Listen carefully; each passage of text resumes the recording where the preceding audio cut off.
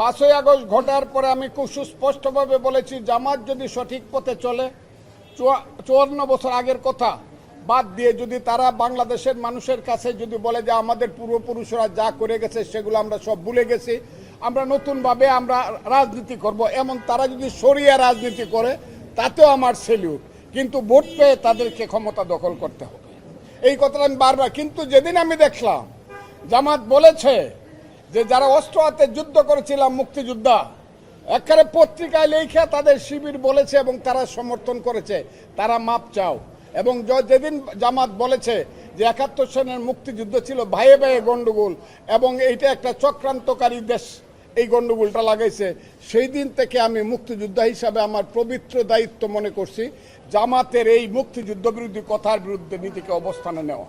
এবং সেই অবস্থানে থেকে আমি কথা বলছি, সেই অবস্থানে থেকে কথা বলে জামাত যদি আমার কথার উত্তর দিতে পারে, আমি তাদেরকে বারবার চ্যালেঞ্জ করছি, আসেন।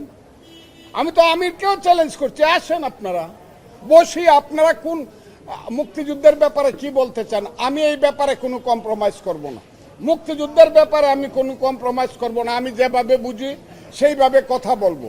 যদি কোনো অন্যায় কথা বলি, তারা আমার নামে মামলা করবে, আমি জেলখানায় দেব, কথাটা খুব ক্লিয়ার। কিন্তু মুক্তিযুদ্ধের ব্যাপারে আমি কোনো কম্প্রোমাইজ বা আমি কোনো আপোষ করব না।